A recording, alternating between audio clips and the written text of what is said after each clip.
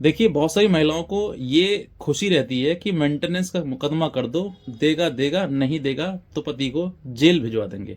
इस बात की खुशी उनको बहुत ज़्यादा रहती है, क्योंकि कहीं न कहीं इस बात का बर्डन, इस बात का जो प्रेशर पति के ऊपर बनता है जेल जाने का, तो वो पति कहीं न कहीं डर के, सहम के, या फिर सोचता है कि चलो जो बन गया वो मेंटेनेंस देते रहें। ये बात जो है वो उन महिलाओं के लिए लागू होती है जो महिलाएं अपने पति पर जबरन प्रेशर बनाती हैं, जबरन जो है वो मेंटेनेंस का हक और अधिकार जताती हैं। हालांकि वो खुद स्वयं सक्षम है इस बात के लिए कि वो अपना गुजारा भत्ता कर सकती हैं, अपने आप कमा सकती हैं, लेकिन फिर भी उनको डिपेंड रहना है। और डिपेंड रहें तब भी ठीक है अगर वाकई रियलिटी ऐसा ग्राउंड हो कि भाई आप शारीरिक रूप से विकलांग हैं, शारीरिक रूप से आप कुछ कर नहीं सकते हैं, या फिर आप करने में सक्षम नहीं हैं, या फिर आपके पास साधन नहीं है, या आप योग्य नहीं हैं, तब तो समझ में आता है कि हाँ चलो ठीक है मेंटेनेंस आपको दिया जाए। लेकिन जहाँ पर महिला सक्षम है, अच्छी खासी पढ़ी लिखी है और पैसा कमा सकती है और कमा भी रही है, लेकिन उसने छिपाकर झूठ बोलकर मेंटेनेंस का मुकदमा कर दिया है, तो फिर ऐसे में वो सिर्फ और सिर्फ आपको ब्लैकमेल करने के लिए आपके ऊपर मेंटेनेंस डाला जाता है, एक प्रकार की टेंशन देने के लिए आपके ऊपर मेंटेनेंस का, मतलब कि दिमागी रूप से आपको कहीं ना कहीं प्रेशर करने के लिए कि जब मेंटेनेंस इसके ऊपर बनेगा तो ये कहीं ना कहीं परेशान होगा और वो मेंटेनेंस देगा। हालांकि साथ रहने की मनसा तो उस महिला की होती ही नहीं है। जो महिला अपने पति को जेल भिजवा रही है या पूरे सारे इंतजाम उसने कर दिए हैं जेल जाने के, तो फिर वो महिला आपके साथ रहना तो चाहती ही नहीं है।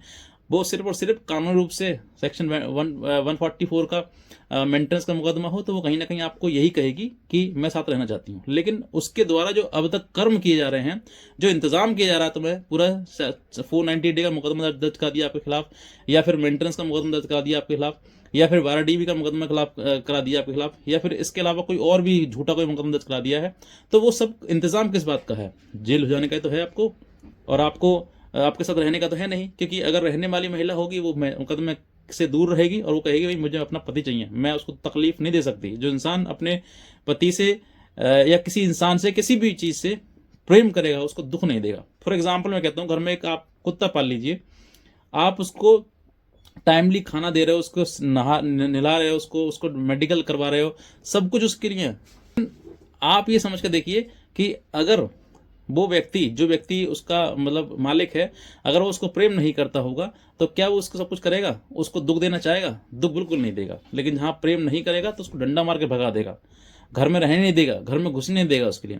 ऐसे ही मतलब परेशानी समझ लीजिए, ऐसी परिस्थिति सामने आती है कि जो महिला प्रेम नहीं करती है तो वो तमाम उसके ऊपर डंडे मरवाती है, जेल भिजवाती है, मुकदमे करवाती है, तमाम चीज़ें करवाती है।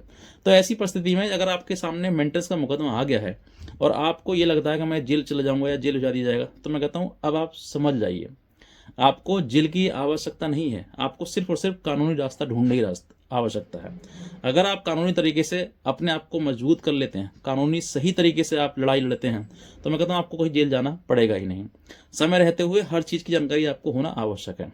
जिन लोगों को मालूम है कि सेक्शन 125 CRPC में सब एक रिकवरी हो जाएगी, कोई बात नहीं, हम जेल चले जाएंगे, जेल जाकर छूट जाएंगे, हमारा रिकवरी जो पैसा अमाउंट है वो हमारा माफ़ हो जाएगा, ऐसा नहीं होता है। अगर आप जेल चले गए तो जब तक आप पैसा दोगे नहीं तब तक आपको बाहर निकाला नहीं जाएगा, और अगर निकाला जाएगा कुछ समय के लिए फिर बाहर दोबारा से अंदर जेल में डाल दिया जाएगा। तो ये वो महिला है वो जिसकी वजह से आप जेल जा रहे हो बार बार, जिस मेंटेनेंस की वजह से आप बार बार जेल जेल के दर्शन कर रहे हो। तो ये जो प्रक्रिया है, इस प्रक्रिया को मैं आपको बताना चाहूँगा कि अब जो है ये प्रक्रिया समाप्त है। जैसे सेक्शन 498A में गिरफ्तारी बिल्कुल समाप्त कर दी, बंद कर दी, उसी प्रकार से अब मेंटेनेंस के मुकदमे में भी गिरफ्तारी बंद है। कैसे है बताना चाहूँगा आपके लिए। कुछ लोगों को नहीं पता है, मैं बता देता हूँ कि जो सेक्शन 125 CRPC था उसमें 1 महीने सजा थी। कब तक? जब तक वो मतलब उसमें लिखा हुआ था कि इफ द पेड सूनर, मतलब जो जब तक मतलब पे नहीं कर देता तब तक उसको 1 महीने जेल दी जाएगी। अब इसी चीज़ के लिए, अब इसी बात को ओवरकम करने के लिए ऑनरेबल सुप्रीम कोर्ट का लेटेस्ट जजमेंट आ गया था, अभी क्या 2020 का है, जो कि रजनी स्नेहा है, जो कि आपने पढ़ा होगा। उसमें स्पष्टली कहा गया है कि ये जो है एक प्रकार से सिविल प्रक्रिया है, सिविल प्रोसेस है, सिविल मनी डिक्री है।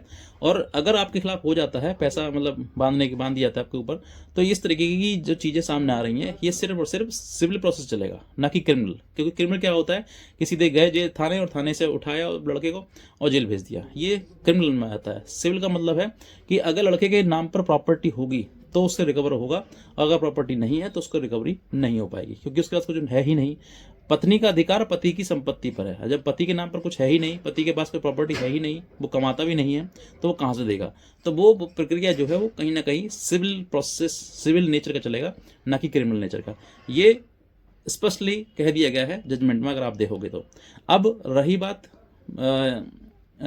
सेक्शन 125 का, जो कि एक प्रकार से मेंटेनेंस है महिलाओं को, उन महिलाओं को राहत देने के लिए जो महिलाएं वाकई कहीं ना कहीं असक्षम है पैसा कमाने में, और वो अपना भरण पोषण किसी प्रकार से नहीं कर पा रही हैं।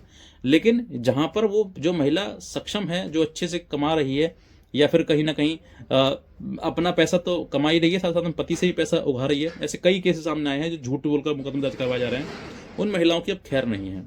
सीधे स्पष्टली जो है मैं कहना चाहूँगा कि धीरे धीरे जो चीज़ें, जितना दुरुपयोग, जितना मिसयूज जिसका किया जा रहा है, उसका धीरे धीरे समाप्ति की ओर जा रहा है। जो लोग झूठ बोलकर छिपाकर अपनी चीज़ें मेंटेनेंस का मुकदमा दायर कर देते हैं, वो जो है मेंटेनेंस की हकदारी किसी प्रकार से नहीं है। इस बात पर कई लोगों के, कई honourable high court, supreme court तक के जजमेंट कई आ चुके हैं, और उसी जजमेंट के आधार पर मैं आपको बता रहा हूँ। तो आप आज समझ लीजिए कि जो लोग जेल से डर रहे हैं या जेल का चीज़ें हैं, वो उनके दिमाग में से वो जो फितूर है वो सब हटा दीजिए। और अगर आपके ऊपर भारी भरकम रिकवरी हो गई है तो आप जो है वो उसका चैलेंज करिए, लड़िए, जरूर लड़िएगा। और अगर कोई लीगल हेल्प अगर आप हमसे चाहते हैं तो आप हमारे दिए हुए नंबर पर हमें संपर्क कर सकते हैं, हमारी लीगल हेल्प ले सकते हैं। तो बस इतना कहना चाहूँगा, अगर आप नए हैं तुरंत सब्सक्राइब करें और दूसरे लोगों तक जरूर शेयर करें। और एक हमारा व्हाट्सअप ग्रुप है जिसका लिंक मैंने इसी वीडियो में दिया हुआ है, उसको भी आप क्लिक करके जरूर करें। और एक हमारा इंस्टाग्राम चैनल है, इंस्टाग्राम पर पेज है, उसको भी आप फॉलो कर सकते हैं, उसका लिंक मैंने इसी वीडियो में दिया हुआ है डिस्क्रिप्शन में, आप उसको भी क्लिक करके फॉलो करें, ताकि भविष्य में आने वाली अपडेट, जजमेंट, सब कुछ आपको वहीं मिलते रहे। मैं हर चीज़ टाइमली भेजता रहता हूँ, देता रहता हूँ, और वो चीज़ें आपको हो सकता है कहीं ना कहीं काम आए। बस इतना कहना चाहूँगा। आज का वीडियो देखने आप सभी धन्यवाद।